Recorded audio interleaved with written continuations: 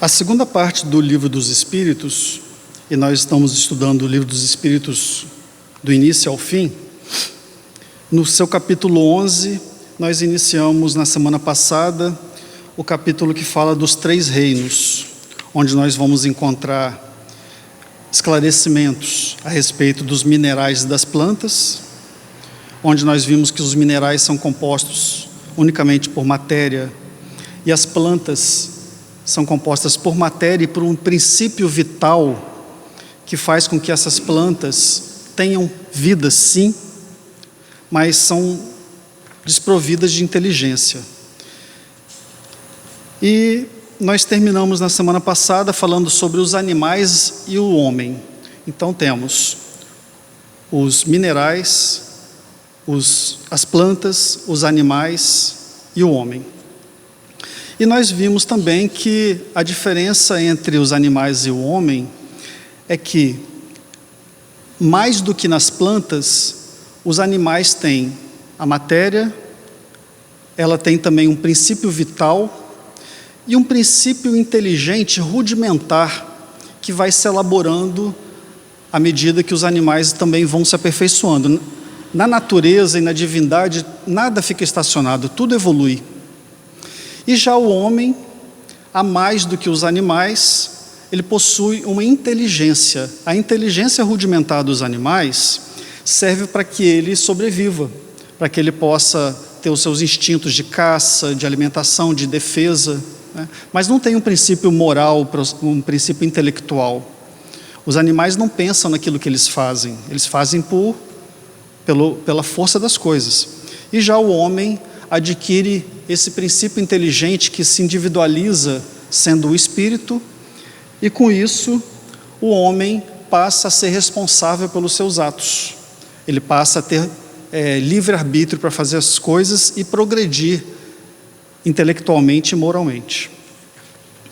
Parando na pergunta 595, Kardec faz aos espíritos a seguinte indagação: gozam de livre-arbítrio os animais para a prática dos seus atos? Ou seja, os animais possuem livre escolha para fazer aquilo que bem entender, para praticar todos os seus atos?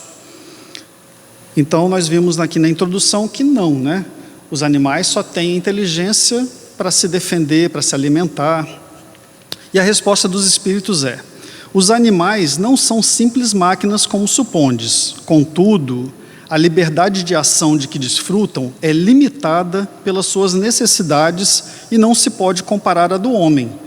O homem sim, ele escolhe, eu quero ir daqui para ali, eu quero fazer determinado movimento. Os animais não, eles seguem o fluxo, eles podem saber voltar para a casa do seu dono, se for um animal doméstico, né? Mas ele não tem inteligência para discernir as coisas. Sendo muitíssimo inferiores os animais ao homem, não têm os mesmos deveres que ele. A liberdade possuem-na restrita aos atos da vida material. Então os animais só têm essa liberdade e essa inteligência relacionada com as suas atividades da vida de subsistência deles. Pergunta 596. De onde procede a aptidão que certos animais denotam para imitar a linguagem do homem, e por que essa aptidão se revela mais nas aves do que no macaco, por exemplo, cuja conformação apresenta mais analogia com a humana? Então, nós temos aqui uma indagação a respeito de por que algumas aves conseguem falar, o papagaio consegue repetir algumas coisas. Será que eles têm inteligência para isso? Eles têm desenvolvimento suficiente para isso? Ora, se eles têm inteligência só rudimentar para os seus atos de vida, eles não podem ter inteligência para falar. Eles não sabem aquilo que estão falando a não ser imitar, né? E a resposta é: origina-se essa aptidão que tem de falar de uma particular conformação dos órgãos vocais, reforçada pelo instinto da imitação. Eles só imitam, não sabem o que estão fazendo. O macaco imita os gestos, algumas aves imitam a voz. Então, só imita, tá? Mas não faz isso por inteligência, não. Pergunta 597. Porque os animais possuem uma inteligência que lhes faculta certa liberdade de ação, haverá neles algum princípio independente da matéria? Então, se existe essa inteligência rudimentar nos animais, suficiente para fazer os atos da sua preservação da sua vida, quer dizer que existe neles algum princípio inteligente, algum princípio que seja independente da matéria? É como se perguntasse assim: existe alma nos animais? Vamos ser resumidos, né? Haverá neles algum princípio independente da matéria? E a resposta é há, e que sobrevive ao corpo. Então, os animais, eles possuem algum princípio que, depois da sua morte, sobrevive ao corpo, como nós temos nosso espírito que sobrevive ao corpo. Então, existe essa alma dos animais, sim, e a gente vai ver melhores coisas mais para frente. Sobrevive ao corpo. Será esse princípio uma alma semelhante à do homem? E a resposta é também uma alma, se quiserdes, dependendo isto do sentido que se der a essa palavra. É, porém, inferior à do homem. É uma alma, sim, porém inferior à do homem. Há entre a alma dos animais e a alma do homem uma distância equivalente a que medeia entre a alma do homem e de Deus. Então, a almazinha dos animais está tão longe da nossa alma espiritual, comparando a distância que nós estamos atualmente em relação a Deus. Ou seja, é muito longa a diferença entre as almas dos animais e a alma dos homens. Até mesmo porque eles não gozam de uma inteligência como nós temos. Eles estão aprimorando a inteligência rudimentar deles, para que um dia, depois de muita evolução, esse princípio inteligente dos animais vire um princípio inteligente do homem, do espírito. Tá? Às vezes isso assusta um pouco, né? A gente achar que um animal um dia será um espírito. Mas a gente tem que entender que nada, se o animal fosse para sempre animal, ele estaria estagnado. Deus criaria um ser para se estagnar. E a gente sabe que tudo na vida evolui, né? Então parece muito difícil para a gente entender essa evolução, né? Mas o universo, ele trabalha sempre em busca de evolução. Pergunta 598. Após a morte, conserva a alma dos animais a sua individualidade e a consciência de si mesma? Quando nós, seres humanos, desencarnamos, nós vamos para o plano espiritual e o espírito tem consciência de que ele é ele, tem consciência da sua individualidade. A partir do momento que passa, se tiver alguma perturbação para passar, mas que a partir do momento que retoma a sua lucidez, o espírito sabe: eu sou eu, não morri, estou aqui, né? Mas será que com os animais também é a mesma coisa? Eles têm essa consciência da sua individualidade, ou seja, o bichinho é o bichinho, né? E consciência de si mesmo? E a resposta dos espíritos é: conserva a sua individualidade, ou seja, o bichinho, ele vai continuar sendo o bichinho no plano espiritual. Quanto à consciência do seu eu, não. Por quê? Porque ele não tem inteligência desenvolvida. A vida inteligente lhe permanece em estado latente. A vida inteligente do animalzinho fica adormecida. Quando ele volta para numa encarnação, porque os animaizinhos também reencarnam, a sua inteligência, ele retoma a sua inteligência e vai aperfeiçoando a sua inteligência. Então fica a vida inteligente do animal fica em estado latente. Pergunta 599. A alma dos animais é dado escolher a espécie de animal em que encarne? O animalzinho que desencarnou, ele pode escolher que tipo de animal que ele quer vir como encarnado, porque nós podemos escolher, às vezes, as nossas feições físicas, as dificuldades ou as facilidades, de acordo com a nossa evolução, de como que nós queremos vir na vida espiritual, se for permitido, na vida material, se for permitido na nossa encarnação. Mas será que os animaizinhos também podem escolher a espécie de animal em que encarne? A resposta é não, pois que lhe falta o livre-arbítrio, ou seja, o animal não tem capacidade de escolha, por não ter sua inteligência desenvolvida. Pergunta 600.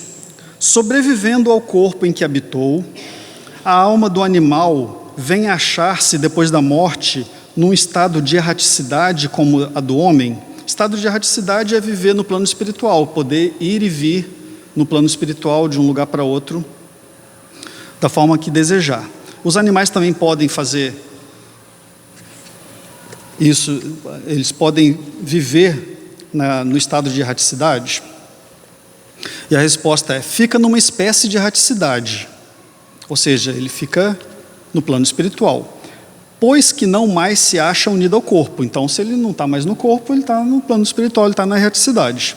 Mas não é um espírito errante, não pode ficar andando de um lado para o outro. A gente não vai ver cachorrinho andando no plano espiritual, cachorrinho abandonado andando, né? O espírito errante é um ser que pensa e obra por sua livre vontade. Nós, no plano espiritual, podemos ir aqui e lá, a gente faz isso durante o sonho, no nosso sono também, né? Mas a gente faz porque a gente quer. Às vezes a gente é levado para ambientes que não são muito propícios porque a gente quer, porque a gente tem propensão a isso. Os animais não têm essa livre escolha. De idêntica faculdade não dispõe o dos animais, da livre vontade. A consciência de si mesmo é o que constitui o principal atributo do espírito. O do animal, depois da morte, é classificado pelos espíritos a quem incumbe essa tarefa. Então existe um espírito que se incumbe a tarefa de cuidar dos animais, e utilizado quase imediatamente. Então nossos animaizinhos desencarnam e pouquíssimo tempo depois de desencarno pode voltar para o plano material. Não lhe é dado tempo de entrar em relação com outras criaturas. E é muito curioso porque é muito comum a gente ver um bichinho de estimação nosso que desencarna e muitas vezes logo depois ele volta para nós mesmos. Pergunta 601. Os animais estão sujeitos como homem a uma lei progressiva? Nós estamos progredindo sempre. Nossa moral, nosso intelectual, sempre avançando, buscando avançar a nossa intelectualidade, a nossa inteligência. Mas os animais também têm essa lei progressiva? Sim, é a resposta.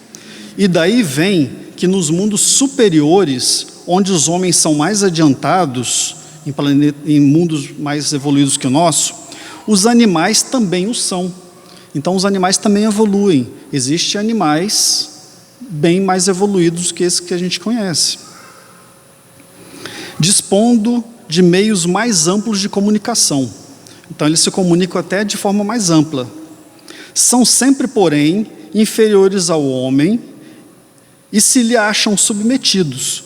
Então os animais são sempre inferiores ao homem e são submetidos pelas vontades do homem, do espírito, tendo neles o homem servidores inteligentes. Então nos mundos mais evoluídos, os animais fazem tarefas mais inteligentes.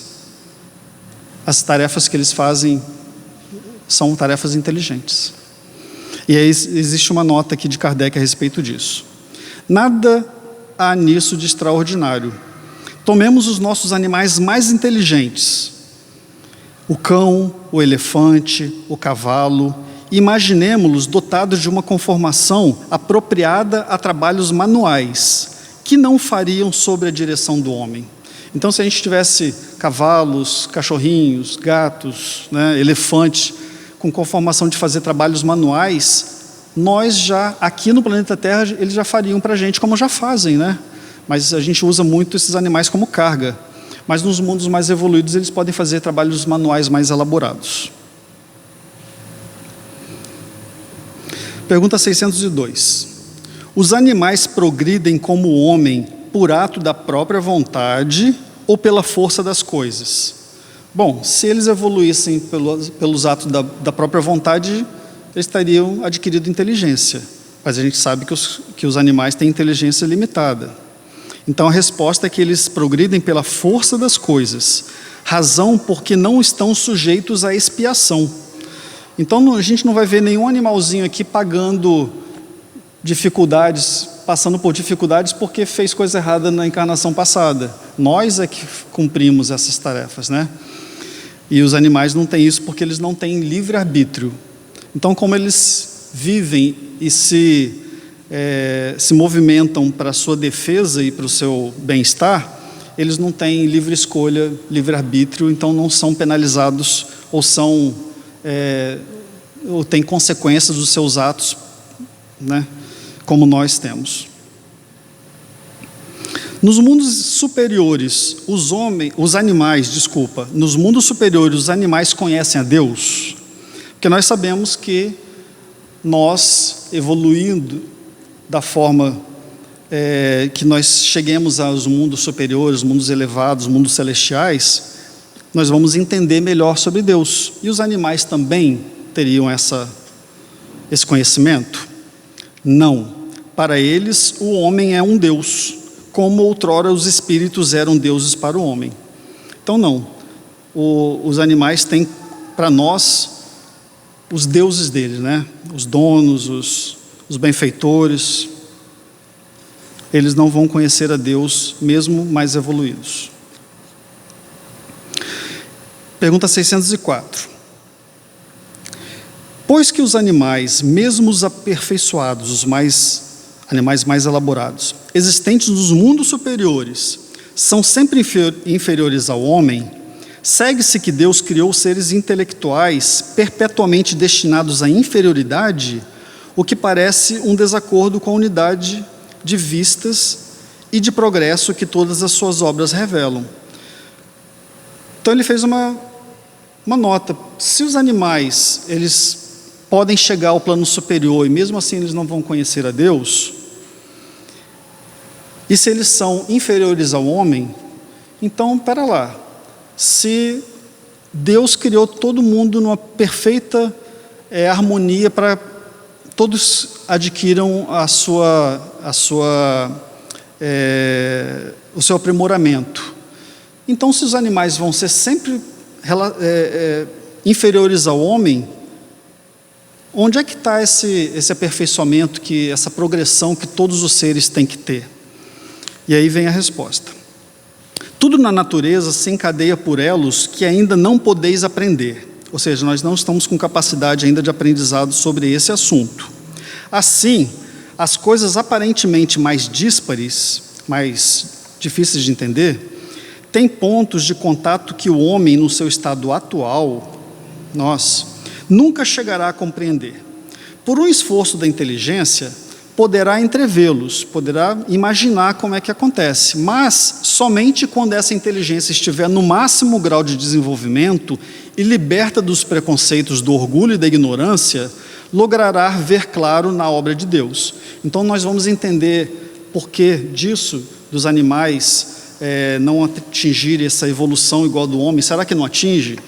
Mas quando a gente tiver consciência, quando a gente tiver aperfeiçoamento suficiente para isso. Esse livro foi escrito em 1840 e alguma coisa, se não me engano. De lá para cá, nossos conhecimentos já avançaram bastante, né? Então ele não deixou aqui uma resposta exata. Mas, como nós vimos que tudo se evolui, os animais também vão evoluir até chegar ao momento em que a individualidade deles vai ganhar uma força a mais e vão se transformar em espíritos.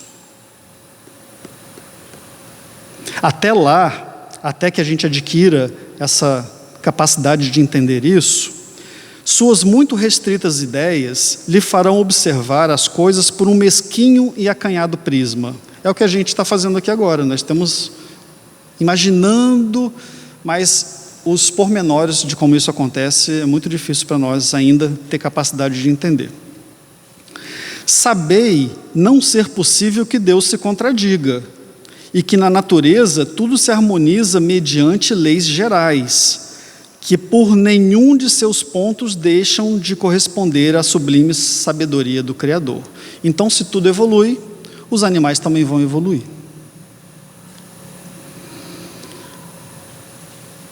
Aí Kardec faz uma outra pergunta dentro dessa mesma. A inteligência é então uma propriedade comum, um ponto de contato entre a alma dos animais e a do homem? É a resposta. Porém, os animais só possuem a inteligência da vida material, aquela de subsistência. No homem, a inteligência proporciona a vida moral, para que nós adquiramos o desejo e a necessidade de crescimento. Pergunta 605. Considerando-se todos os pontos de contato existentes entre o homem e os animais, não seria lícito pensar que o homem possui duas almas, a alma animal e a alma espírita, e que, se esta última não existisse, só como bruto poderia ele viver? Ou seja, então é certo dizer que o homem tem duas almas, uma alma animal e uma alma espiritual, e que quanto menos essa alma espiritual tiver evoluída, progredida, mais próximo dos animais nós seremos? Porque a gente vê várias pessoas que têm instintos bem brutos, né? Bem parecidos com animais, né? Por outra, segue a pergunta, que o animal é um ser semelhante ao homem, tendo de menos a alma espírita? Dessa maneira de ver, resultaria serem os bons e os maus instintos do homem efeito da predominância de uma sobre a outra dessas almas. E a resposta é não. O homem não tem duas almas. O corpo, porém, tem seus instintos, resultantes da sensação peculiar aos órgãos. Dupla no homem é só a natureza. Aí sim, nós temos a natureza animal e a natureza um pouco melhor que a natureza espiritual. Há nele a natureza animal e a natureza espiritual. Participa pelo seu corpo da natureza dos animais. Nossos instintos, nossas necessidades são semelhantes às dos animais. Por sua alma, participa da dos espíritos. Então, nós não temos duas almas, nós temos dois instintos, né? Duas naturezas. A natureza animal e a natureza dos espíritos.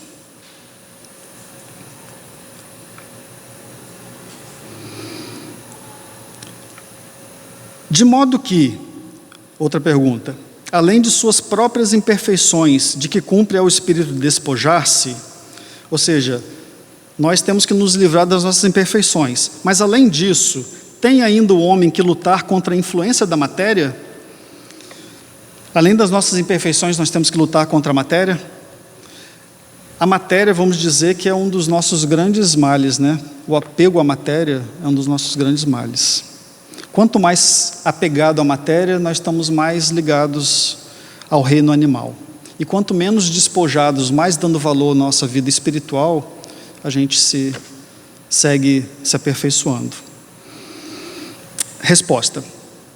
Quanto mais inferior é o espírito, tanto mais apertados são os laços que o ligam à matéria. Não o vedes? O homem não tem duas almas. A alma é sempre única em cada ser. São distintas uma da outra a alma do animal e a alma do homem, a tal ponto que a de um não pode animar o corpo criado para outro. Conquanto não tem a alma animal, que por suas paixões o nivele aos animais, o homem tem o corpo que às vezes o rebaixa até eles.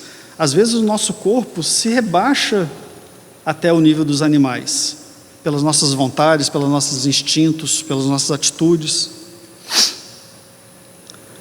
Por isso que o corpo é um ser dotado de vitalidade e de instintos, porém, ininteligentes estes e restritos ao cuidado que a sua conservação requer. Então os animais só têm instintos mesmo e o homem sabe o que deve fazer. mas o homem se aproxima dos animais quando ele está menos espiritualizado e mais ligado à matéria. Uma nota de Kardec. Encarnado no corpo do homem, o espírito lhe traz o princípio intelectual e moral. Ou seja, o homem tem princípio intelectual e moral, ele tem capacidade de discernir as coisas, de crescer, de evoluir na sua inteligência e na sua moral, que o torna superior aos animais. As duas naturezas nele existentes dão às suas paixões duas origens diferentes. Então, essa natureza que o homem tem, animal e espiritual, traz a ele, que dá às suas paixões duas origens diferentes. Uma provém de instintos da natureza animal, provindo as outras das impurezas do espírito, de cuja encarnação é ele a imagem e que mais ou menos simpatiza com a grosseria dos apetites dos animais. Essas são as pessoas que têm instintos mais grosseiros. Purificando-se, à medida que evolui a sua inteligência, o seu intelectual e o seu moral, e se purificando, o espírito se liberta pouco a pouco da influência da matéria. Sobre esta influência, aproxima-se do bruto. Sobre a influência da matéria, nós nos aproximamos dos animais e do bruto. Isento dela, isento da influência da matéria, eleva-se à sua verdadeira destinação, que é nos tornarmos espíritos muito evoluídos. Nós vamos terminar aqui hoje.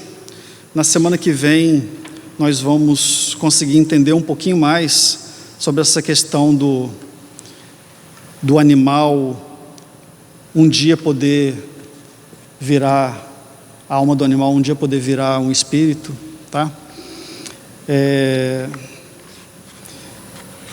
um assunto bem interessante, é um assunto que às vezes a gente não se preocupa muito, difícil da gente entender e difícil da gente admitir.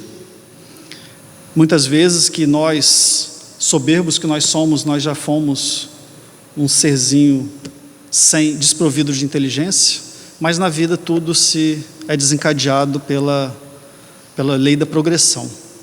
Então, todas as leis são seguidas de acordo com a lei da natureza, as leis naturais, e dela ninguém foge. E se Deus permitisse que os animaizinhos fossem só animais, chegariam até onde? Qual seria o objetivo dos animais, né? Então, o objetivo dos animais é ser como nós um dia, assim como nós já fomos animaizinhos um dia, desprovidos de inteligência que nós temos, mas aperfeiçoando essa inteligência até que esse princípio inteligente se individualize e se transforme num espírito. Muito boa noite a todos. Vamos seguir agora com o tema do Evangelho.